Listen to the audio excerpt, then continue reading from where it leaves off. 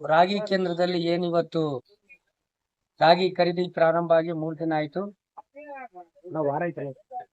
ರಾಗಿ ಖರೀದಿ ಪ್ರಾರಂಭ ಆಗಿ 1 ವಾರ ಆಯ್ತು. ಮೂಲ ಸೌಕರ್ಯಗಳೆಲ್ಲ ವ್ಯವಸ್ಥೆ ಮಾಡೋದ್ರಲ್ಲಿ ಕುಂಠಿತವಾಗಿತ್ತು. ಶೌಚಾಲಯದ ವ್ಯವಸ್ಥೆ ಇಲ್ಲ,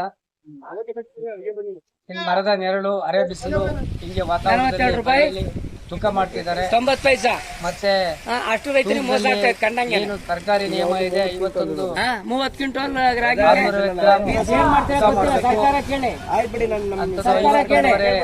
ಈಗ ಈ ತರ ತೂಕ ಹಗಲ್ ತೊಡಾಡ ರೈತರಿಗೆ 10 ರೂಪಾಯಿ ಅಮಾಲಿ ಈ ತರ ತೂಕ ಮಾಡಂಗಿಲ್ಲ. ರೈತರಿಗೆ ಬಹಳ ಅನ್ಯಾಯ ಆಗ್ತಾ ಇದೆ. ಅಲ್ಲಿಗೆ 1 ಕ್ವಿಂಟಲ್ಗೆ 1 ಕೆಜಿ ಅಂದ್ರೆ ಎಷ್ಟಾಯ್ತು? 8 ಕ್ವಿಂಟಲ್ ನಿಂದು 8 ಕ್ವಿಂಟಲ್ ತಂದಿದ್ಯಾ? 2 ಕೆಜಿ 2 ಕೆಜಿ ಅಂದ್ರೆ ಎಷ್ಟಾಯ್ತು ರೈತನಿಗೆ ಲಾಸ್? ಇದು ಮಾಡಬೇಡ ನೀವು. ಅದ್ರ ಪ್ರಕಾರ ರೈತನಿಗೆ 50 ಕೆಜಿ 650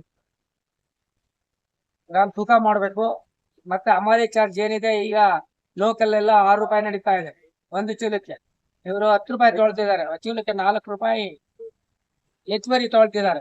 ಹಾಗಾಗಿ ರೈತರನ್ನ ಒಂದ್ ರೀತಿ ಅಗಲದೊಳಗಡೆ ಮಾಡ್ತಿದ್ದಾರೆ. ಜಿಲ್ಲಾಡಳಿತ ಎಚ್ಚೆತ್ತು ಏನು ತುಮಕೂರು ನಗರದಲ್ಲಿ ರಾಗಿ ಖರೀದಿ ಮಾಡ್ತಿದ್ರೆ ಆ ರೈತರ ಶೋಷಣೆ ಆಗ್ತಾ ಇದೆ. ಆ ರೈತರಿಗೆ ನ್ಯಾಯ ಒದಗಿಸುವಂತ ಕೆಲಸವನ್ನ ಜಿಲ್ಲಾಧಿಕಾರಿಗಳು, ಜಿಲ್ಲಾಡಳಿತ ಮಾಡ್ಬೇಕು ಅಂತ ಹೇಳಿ ಈ ಸಂದರ್ಭದಲ್ಲಿ ನಾವು ಸರ್ಕಾರವನ್ನು ಒತ್ತಾಯ ಮಾಡ್ತೀವಿ.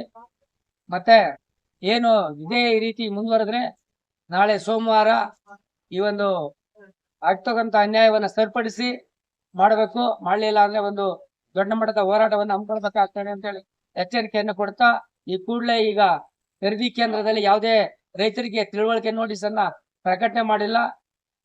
ಅವ್ರು ಈ ಕೂಡಲೇ ತಿಳುವಳಿಕೆ ನೋಟಿಸ್ ಅನ್ನ ಪ್ರಕಟಣೆ ಮಾಡಬೇಕು. ಹಮಾಲಿ ಚಾರ್ಜ್ ಏನ್ ತಗೊಳ್ತೀವಿ ಅನ್ನೋದನ್ನ ಪ್ರಕಟಣೆ ಮಾಡಬೇಕು.